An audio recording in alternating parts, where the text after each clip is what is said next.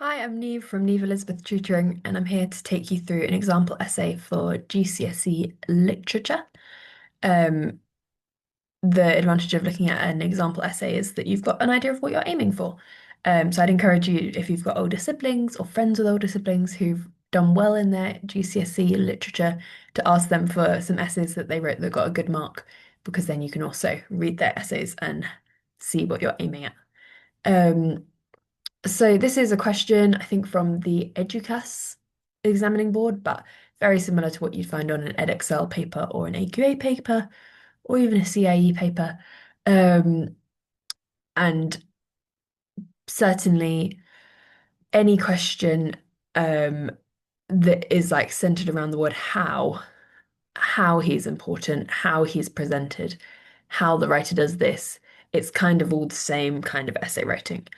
All that will differ really is like the amount of points and time available to you for your essay. Um, so first, let's talk about essay paragraph structure. So usually when you're going to write an essay of these kinds, you're going to kind of have three main points in the essay with an introduction and a conclusion. Obviously, if you're a fast writer, you can do four paragraphs, but three is a good benchmark for most people to aim at. Um, and So in the paragraph itself, it like in each of the main paragraphs themselves, you're going to be following roughly a peel structure. Point, evidence, explain, link. If you're not familiar with that, I will go over it briefly in this video and I can make another video. So just comment below if you're unfamiliar with peel. Very common essay structure or like paragraph structure. So you can also just YouTube it and find somebody else explaining it as well. But hopefully I will also make a video. And so we're going to ignore the introduction for the minute. Let me read you the question. Um, you're advised to spend about 45 minutes on this question. You should use the extract on the opposite page and your knowledge of the whole play to answer this question. Write about Mr. Arthur Burling in an Inspector Calls and how he's important to the play as a whole. In your response, you should refer to the extract and the play as a whole, show your understanding of characters and events in the play, and five of this question's marks are allocated for accuracy in spelling, punctuation, and the use of vocabulary and sentence structures. Um, so I think a common mistake that people make is that they then try and do like a point from the extract, a second point from the extract, a point from the rest, like the beginning of the play, and a point from the end of the play, or something like that. And while that's okay, and you can get some decent marks doing that, quite a lot of the points available to you in these kinds of questions are about evaluation. And so, what do we mean by evaluation? We're kind of talking about how the writer is achieving an effect and how well he's doing it. Um, and so, often a really easy way to get more evaluation into your writing, like to force yourself to write more evaluatively, is to write thematically rather than events-based writing. So, events-based writing is like, there was this event, and this is what we think about it. This is what happened. This is what we thought about it. If you instead go, here's the theme, and here are a few different evidences, like two to three different events that prove that this thing is happening. And here's another theme, and here's two to three events that prove that this is happening. And here's a third theme, and two to three things that show how this is happening. You're going to include so much more evidence, like that's nine pieces of evidence rather than four, if you do like four paragraphs based on an event. And it also forces you to be evaluative because you're comparing and contrasting. You're saying these two things do a similar thing, or these two things show a change, or whatever. So, and you're also just proving to the examiner, I know this play really well, and not only do I know the stuff that happens, or I've memorized a few events, but I can compare and contrast and put things together. Um, so we're going to see how that looks in some actual paragraphs. So, although it says like read this extract, generally, my advice to you would be don't get too hung up on the extract. The extract is usually there. I mean, it is there mostly for people who have not studied the text to give them like a little bit of a helping hand. So you want to make sure at least one point in one of your paragraphs refers to the extract so that you're following the prompt. But the examiner is not particularly caring about how much you use the extract. Um, but if you're kind of like a bit stuck for evidence or whatever, like going each paragraph, I'm going to use one piece of evidence from the extract and one piece of evidence from something else in the play. Like that works as a structure. Anyway, let's dive into this first paragraph. So we're going to have a point that answers the question directly. Like, as you can see, this question says, write about Mr. Arthur Burlingame in Spectacles and how he's important to the play as a whole. I find it really useful when writing any essay to change it into a question.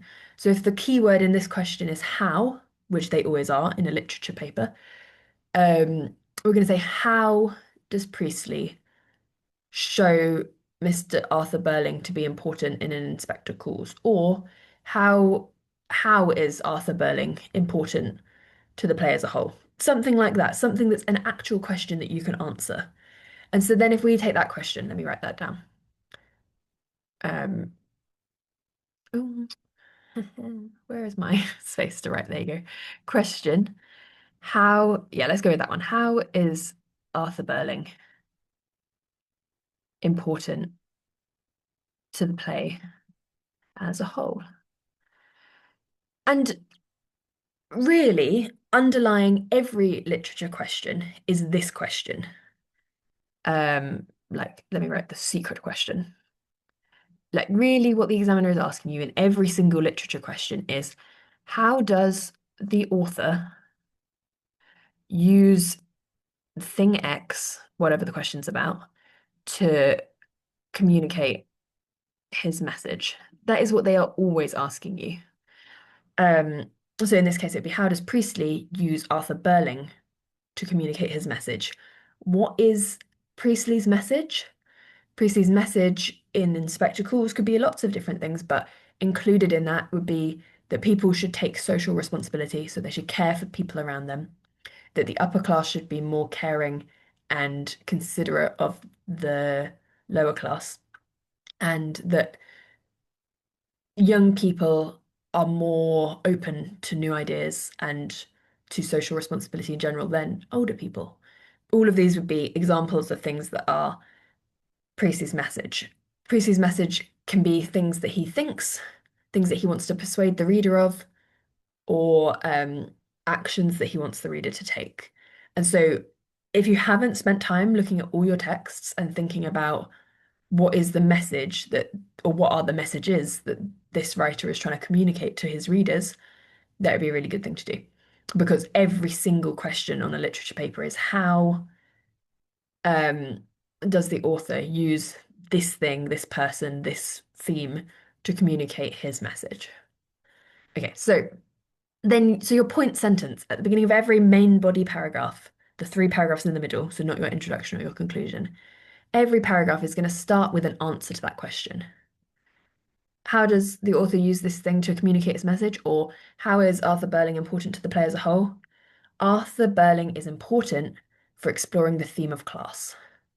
Firstly, Priestley uses Arthur Burling to explore the theme of class. There's a direct answer to the question. How is Arthur Burling important? He's important because Priestley uses him to explore the theme of class. And zoning in on Priestley as doing something is a really good way to stay really focused on the question. The examiner isn't so interested in just like, here are a lot of fluffy thoughts about the writing, as in they do want to know about language techniques that you see and effects that causes, but they want to know about Priestley and what he's trying to do and his intentions behind why he does stuff. Um, so then we need some sort of evidence, and there's two ways of giving evidence. There is direct quotations, so you put an actual quote from the text that you've memorized, or there's indirect quotations where you like summarize something that happened or paraphrase something that happened. And you can use a mixture. My advice to you would be this: when you are writing essays, like in the year before your exams, don't restrict yourself to just things that you've memorized. Paraphrase as much as you can. And then after you finish writing an essay, go, what did I paraphrase that I didn't have a direct quote for?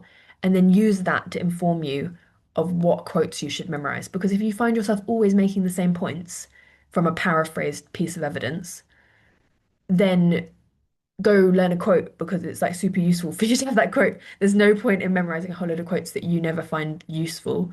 It's useful to have quotes that you will use, and you'll only know what kind of quotes you will use by writing essays. So those are my thoughts. But it's okay to use a mixture. The examiner wants you to prove that you have a detailed knowledge of the text. And one way of doing that is to have lots of direct quotes memorized, but also just being like really aware of what's happening in the text and being able to paraphrase things is completely okay as well. Every paragraph in an ideal world will have some direct quotes, but it doesn't have to have only direct quotes. So here we've got a direct quote. It's his duty to keep labour costs down. That's a piece of evidence. And we've given a bit of context for that beforehand. When challenged about his refusal to raise the pay rates of his workers, Arthur Belling claims that it's his duty to keep labour costs down.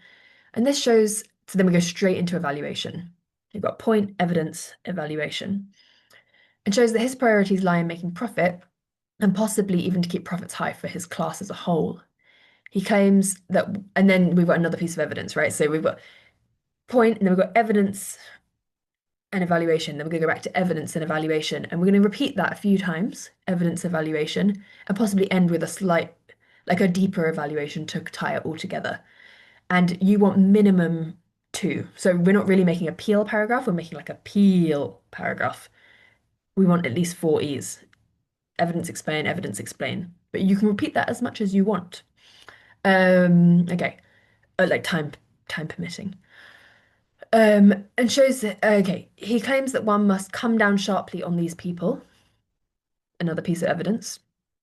This shows firstly that Arthur Burning is mostly concerned about profit margins, and then we're back to Priestley. Priestley is highlighting the negative individualistic materialism of the upper class. Now that's a complicated sentence.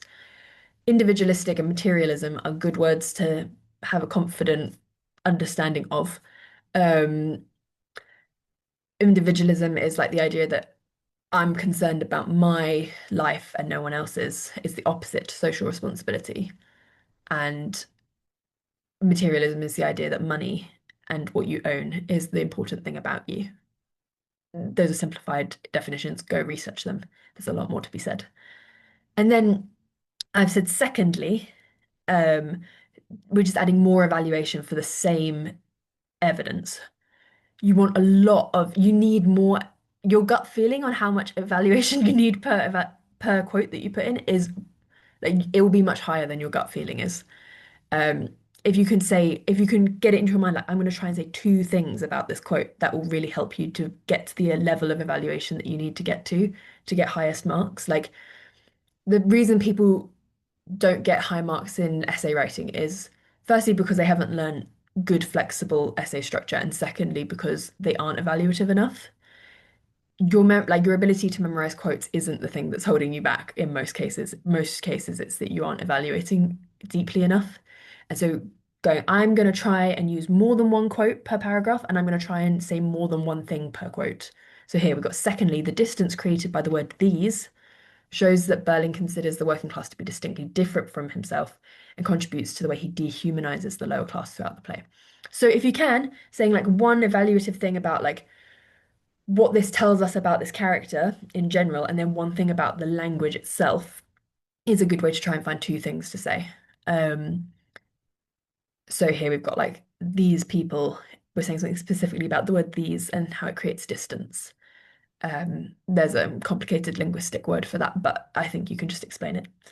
Um, okay, and then I think we have a third piece of evidence in this. Yeah, this is compounded, but compounded, like we're saying it adds to it that also when Gerald says that Eva Smith could be four or five different girls. So here we're not exactly we're not putting a different idea in, we're just saying in this other part of the text, somebody else says something really similar, or this same character says something really similar. And so we're just going like, I'm right about this because it doesn't happen just once, it happens twice. And you're kind of like pretending you're like making an argument or like debating in some way, and you're trying to prove that you're right. Obviously, no one is actually arguing with you that you're right or wrong, but you're trying to prove, look, I'm right about this. Um, and then we've got this kind of summary sentence that says this creates the overall effect of Priestley showing how the upper class view the lower class as just cheap labor, which is another quote, which is fine. in an ideal world, you don't throw in random quotes at the end without actually evaluating them, but sometimes it just helps the writing to do so. Like, rule of thumb, don't do it, but it is also okay. This last sentence of your paragraph is meant to go back to like the secret question. So the beginning sentence of your paragraph is answering the specific question, the first question, how is Arthur Burling important to the play as a whole? And then the last sentence of your paragraph, the link sentence, is kind of answering the secret question.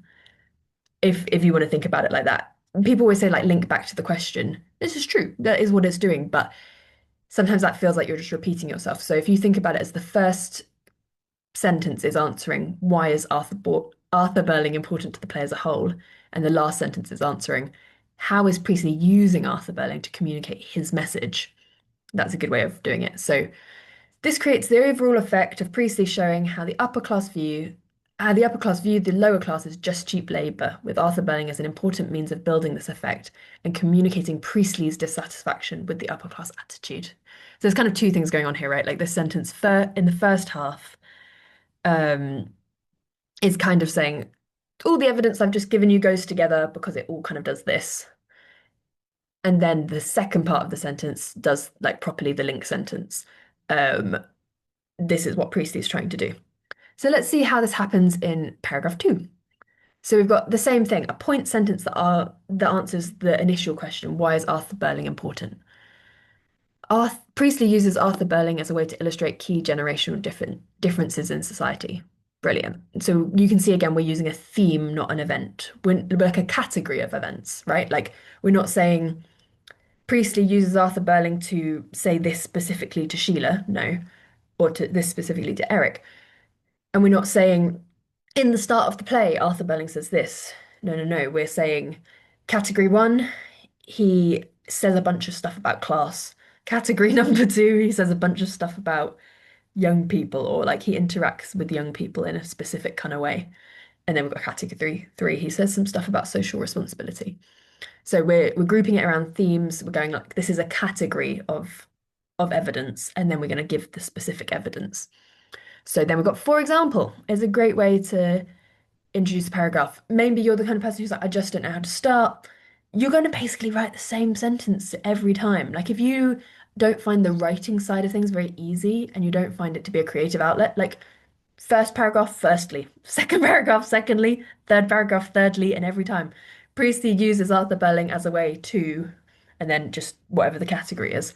It's fine. Like the examiner doesn't care that you're being a bit repetitive. What they care about is clear, communicative writing, and nicely structured writing.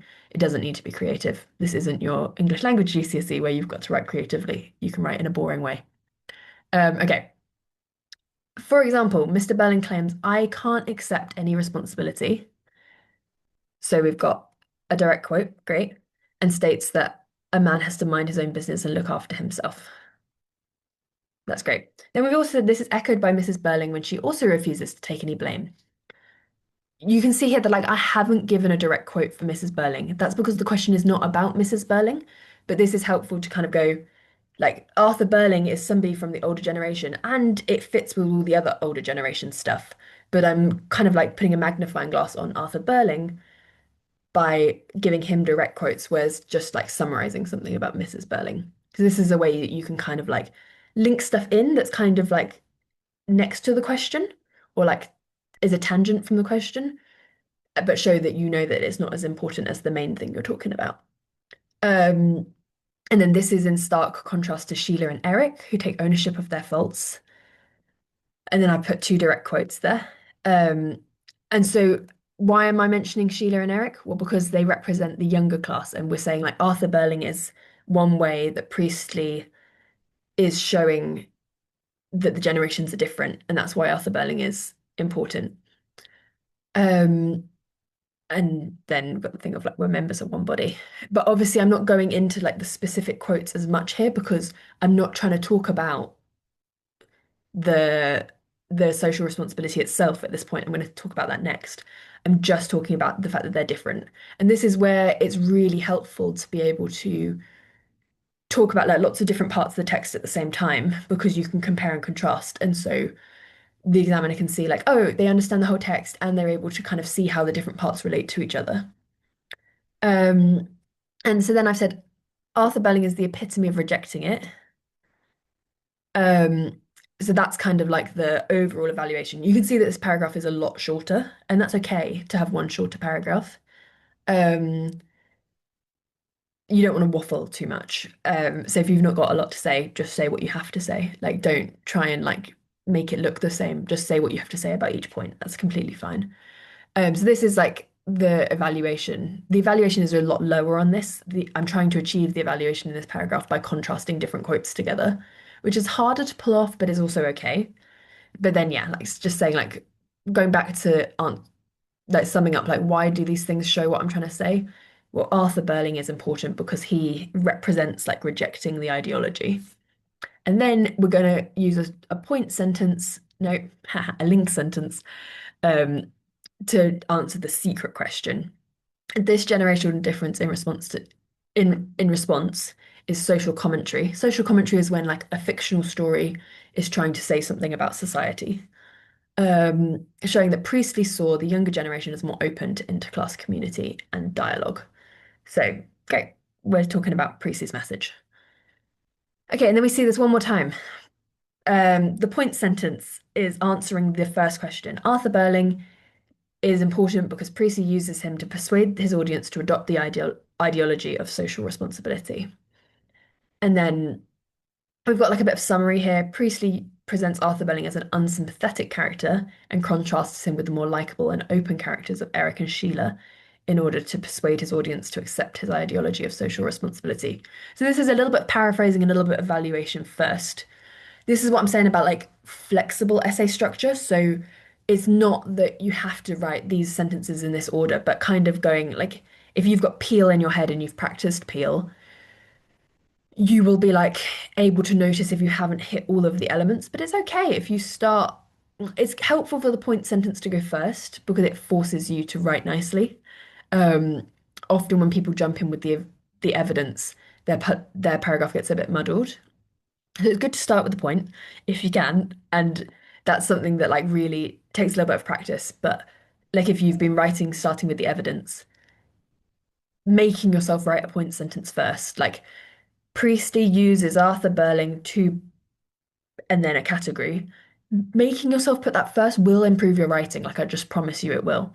Um, but then the evidence and the explanation kind of can be a bit more muddled up. When you get to A level, there's another element you can put in your Peel paragraph, and that also can be muddled up. Um, so like, just letting yourself write the way it comes out of your head is also helpful, but having the structure in the back of your head to be like, have I evaluated? Have I given examples? Have I finished my paragraph with a link sentence? Really, really good. So yeah, here we've got like a bit of paraphrasing evidence, and we've also got some evaluation, and then like presents as an unsympathetic character. That is summarized evidence. And if you've got a quote that you can use to illustrate that, then you can back it up by putting a quote. Um, but it's also okay to leave it like that, as long as you then also add some quotes. One way that Priestley highlights Burling's lack of social responsibility is through his continual concern over his reputation. So this is again paraphrased or summarized evidence. This starts right at the opening of the play with him being concerned to let Gerald know that he's up for a public position. Again, paraphrased. So this one doesn't really have as many direct quotes in it, but it's helpful for illustrating what I mean by summarized evidence. As he knows the alliance with Gerald's family will be beneficial to him, it continues through the play, including him being concerned about phoning up the infirmary, worrying it will look a bit queer. Good. So we're kind of like we're building up a whole picture of like throughout the play, he's concerned about his reputation, which is a type of him being unsympathetic. Um, He's clearly mostly concerned about how he is viewed by others in high society and very little concerned about the effect of his own actions on others. So this is our evaluation. Like we've kind of built up this picture of like, here's all the evidence and this is what we're saying about it. And then we have him, another piece of evidence kind of saying like, this is summed up when he himself says a man must take care of his own business. And the self-sufficiency he is proud of is actually apathy towards those he has a genuine responsibility for. So, like, again, more evaluation. And then we have this point link sentence that says Priestley draws a direct causal relationship between this type of apathy and fire and blood and anguish for all mankind, starting with the least fortunate, like Eva Smith. And so we're kind of saying like Priestley is trying to achieve um like showing his audience this relationship between if you don't care for others, then society will get awful. And you can say that more clearly than I have. I don't think that this is the best link sentence in the world. Like, I didn't necessarily write what I thought was the perfect essay, just like a good essay that gives us space to talk about like different aspects. Again, I've done this thing here where I've put the quote right in the last sentence of the paragraph, which isn't always the best thing to do. Like I have a bad habit of putting quotes in the last sentence of the paragraph. I would recommend you don't copy that bad habit. But this is how, like, I think this is okay. It's not like an examiner is going to mark you down for these kind of things. It's all right to have your own style of writing, but in terms of like making sure that you're giving proper evaluation to your quotes, that's an important thing to like make sure you've actually evaluated the quotes that you've brought in because the examiner does not want to see just a list of relevant quotes. Even if they're the best quotes ever and you've memorized loads of good ones, they're mostly looking for the evaluation. And so that's the really important bit. Like I would say about 50% of your paragraph should be evaluation, like between point, evidence, explain, and link. Link is a little bit like evaluation. So evaluation and link should make up like the most of your paragraph as much as possible, really.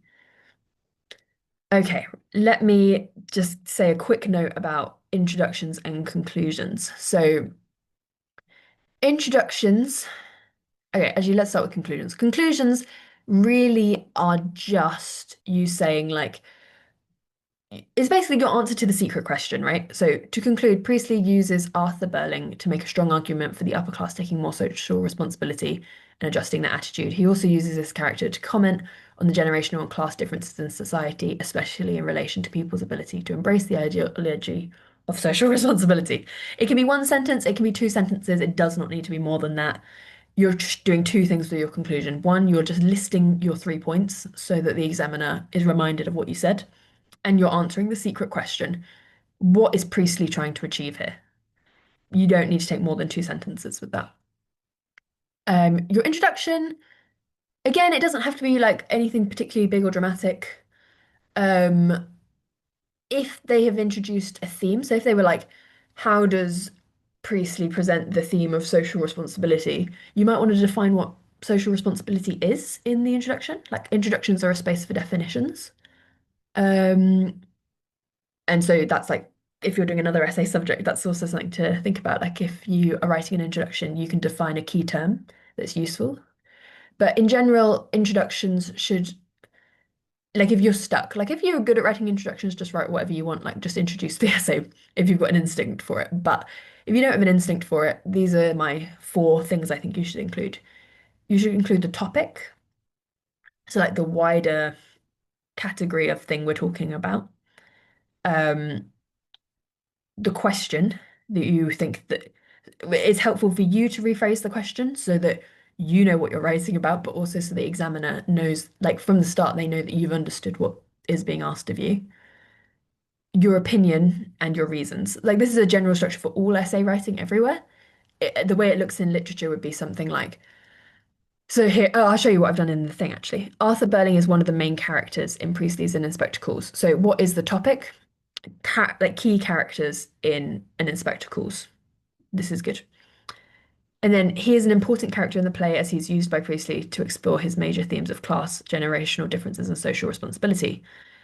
Um, this has basically done the 3 other things that I said. So the question is, how is he an important character? So he is an important character um, as I think probably as like this is the question: is he an important character or not? Or like in what way is he an important character? That kind of is summing up what the question is.